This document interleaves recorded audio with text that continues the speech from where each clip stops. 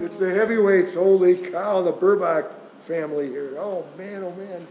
So Rowley coming into the chambers now. Yeah, that's just extra. I'm impressed. I wish I could have gotten this contract. It's time for the new digs here. I gotta go. I gotta wait for a meeting, but, you know. Who does a roll call? I'll do it verbally. Okay. Yeah, you know what, I'm ready whenever you are then.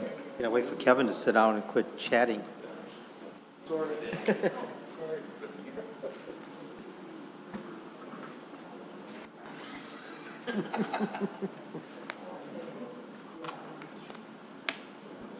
Okay, I'd like to call the Planning Commission meeting to order at, what time is it here? 6:03.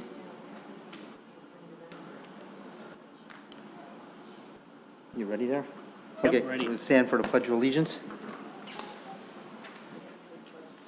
Allegiance. To the flag of the United States of America and to the republic for which it stands, one nation, under God, indivisible, with liberty and justice for all. Okay, roll call. Commissioner Graff, Here. Alderman Kubaki, Here. Alderman Wolf, Here. Commissioner Jocks. Here. Statement of notice, public notice.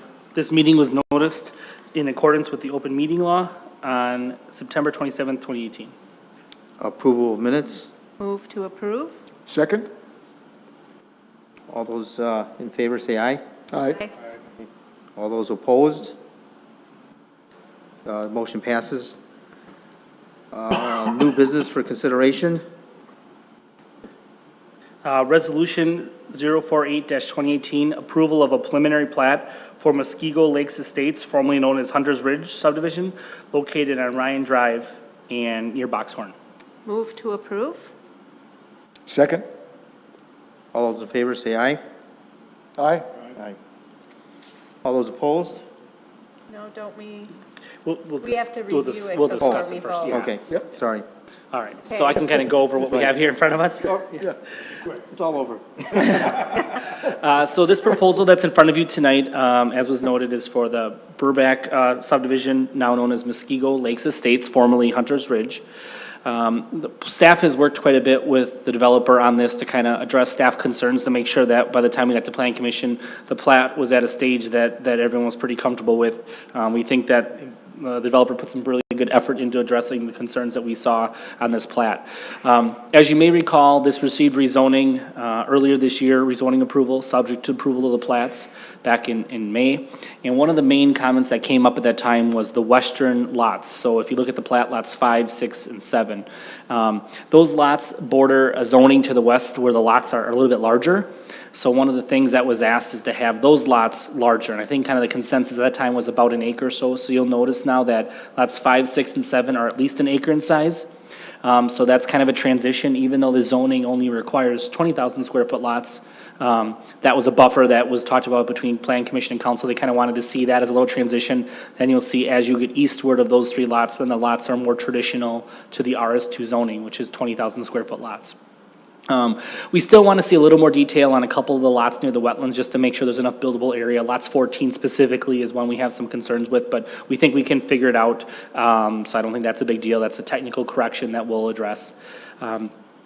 If this were to be approved here and then approved at council, the next step for the developer would be their construction plans. And then after construction plans are approved, they would actually then establish their developer's agreement and letter of credit. They'd physically do the construction, and then the last step would be approval of the final plat. So kind of have an idea. But they're showing 28 lots with 1 outlot. The outlots contains wetlands and stormwater management, which all is on site.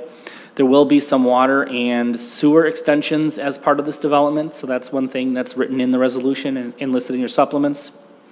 One of the things we've done on past developments lately is required split rail fencing anywhere adjacent to a wetland boundary where the wetlands are either on a lot or close to a lot. So that's one thing that they've noted and acknowledged they will be doing. And we did, when we worked with them at the staff level, we've tried to eliminate wetlands from the actual lots themselves wherever possible. Now, there are a few spots where it's not practical to make some tiny little outlot. So, example, lot 20 was changed in size to accommodate having no wetlands, and so were some of the lots, like number 12, I think, and 13, 14, and 15 were changed a little bit to not have too much of the lot in the wetland. So the idea is try to preserve the wetland as much as possible, and the fencing should help with that. So all these items are noted in the resolution as conditions of approval. Staff is recommending approval, subject to council approval. So, can you kind of give an overview on the water, how the surface water is going to be draining? Well, and maybe the engineer could comment a little bit more, but in general, developments have to contain their own water, right? It's a good way to sum it up. So between storm sewer, this will have curb and gutter, so they'll have to have storm sewer, swales.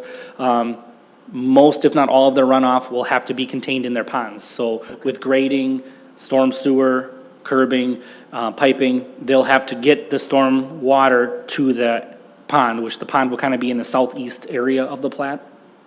We have everything draining to the low points of the rate, Okay, to the storm sewer rate in that pond. So I believe it's DNR and MMSD kind of have rules, if I'm correct, on how the stormwater is handled. So they will have to follow the same rules that any other subdivision would as far as quantity of water and quality of water. okay. There were some comments that were brought up previously about lots either fronting or not fronting on Ryan or not having backyards on Ryan, things like that. Some of those things aren't really addressable as much as they may have been ideal. Just for a practical layout, this layout does work well for this size and shape a lot, given the environmental things that are out there. You know, there's only 2 lots that will actually front on Ryan for access, which are lots 19 and 20, just because there was no way to have them connect to the internal street. One thing that staff kind of talked about, was there any way to have the road stub, which now is listed as Michaela Court, connect to Boxhorn, which it really doesn't work just because of the way things are, and plus there's a lift station there. So at that point, rather than have it right awkwardly near the intersection, it's probably better to have it a little bit off. So yeah, we really are a lot more comfortable with this after all the renditions and changes they've made to accommodate staff's comments. Okay, thank you. Any more comments? None for me. Okay. Let's, all those in favor? Aye. All those opposed? Looks like it passes. So I guess, move on to miscellaneous business. And there is none. Yeah, there is none. Move to adjourn? Second? Meeting adjourned. Thank you. That was fast. How do we do? We're one for one of these. How do we do? Tell you what, you guys did a great job. Yeah. Nice job.